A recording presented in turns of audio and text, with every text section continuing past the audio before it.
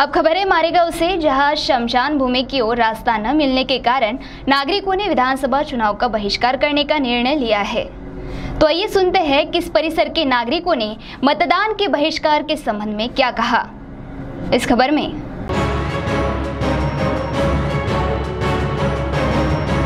मारेगांव शमशान भूमि की ओर जाने के लिए रास्ता न मिलने से गौराला के नागरिकों ने विधानसभा के चुनाव मतदान पर बहिष्कार डालने का निर्णय लिया है। इस बारे में निवेदन मारेगांव तहसीलदार उत्तम नीलावाड़ इन्हें दिया गया है।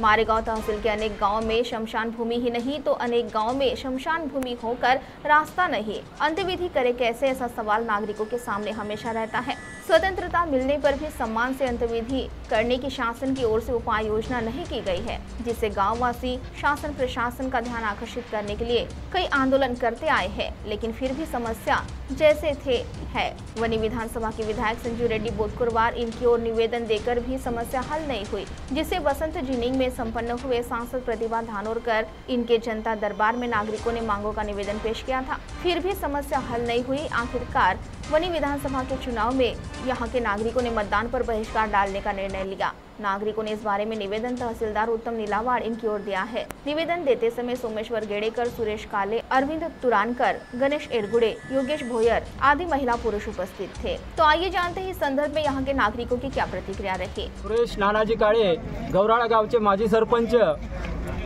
आज आमच्या गावकऱ्यांनी आज आपली घटस्थापना या शुभ मुहूर्तावर एक मोलाचा निर्णय आम्ही सर्व जनतेने घेतलेला आहे, जेणेकरून या शुभदिनी संबंधित यंत्रणेला आपल्या तालुक्यातील, जिल्ह्यातील आणि विभागातील सर्व पदाधिकाऱ्यांना एक वेगळ्या पद्धतीचा संदेश जावं या उद्देशाने आम्ही सर्व जनतेने एक संघ निर्णय घेतलेला आहे की आजपर्यंत आम्ही गावकरी जनतेने ग्रामपंचायतच्या वतीने असो की आमच्या गावकऱ्याच्या वतीने अनेक प्रकारचे आम्ही निवेदन देऊन चुकलेला आहोत, परंतु या आमच्या या निवेदनाला संबंधित अधिकाऱ्यांनी आणि स्थानिक लोकप्रतिनिधींनी केराची टोपली दाखवली, जेणेकरून त्या रस्त्याची आज रोजी ही परिस्थिती झाली। आज आमच्या गावामध्ये जर एखादी अंत्ययात्रा निघायची वेळ आली तर अशा वेळेस आम्हाला विचार येतो की ही अंत्ययात्रा आपण कोण्या प्रकारे पार पाडावी, हा आमच्या समोर मेन प्रश्न तयार होतो।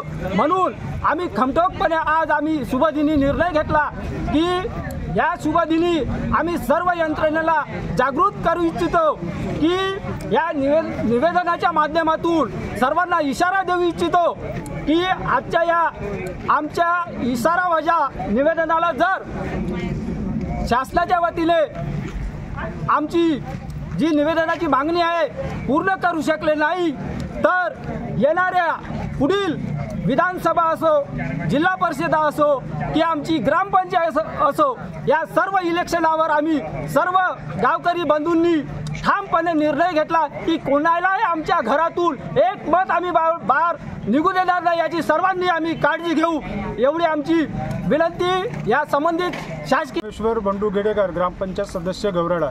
आमच्या गौराळा गावामध्ये आजपर्यंत स्मशानभूमीसाठी रस्ता उपलब्धच नव्हता आणि तिथे प्रयत्न नेण्यासाठी एवढी अडचण जात आहे आणि वारंवार पंचायत समिती असो, जिल्हाधिकारी कार्यालय असो, तहसील कार्यालय असो, वारंवार निवेदनं देऊन आजपर्यंत कुठलाही त्या प्रशासनाने आजपर्यंत निर्णय घेतला नाही। म्हणून आज रोजी आम्ही 3 ऑक्टोबर 2024 या दिनी आम्ही समस्त गावकरी हा निर्णय घेत आहोत की येणाऱ्या विधानसभा निवडणुकीवर आम्ही बहिष्कार टाकत आहोत आणि 1 महिन्याचा अल्टिमेट प्रशासनाला आम्ही दिला आहे। 1 महिन्याच्या आत जर त्यांनी रस्ता परिपूर्ण करून दिला नाही तर होणाऱ्या निवडणुकीवर आमचा संपूर्ण गौराळा गाववासियांचा बहिष्कार राहील।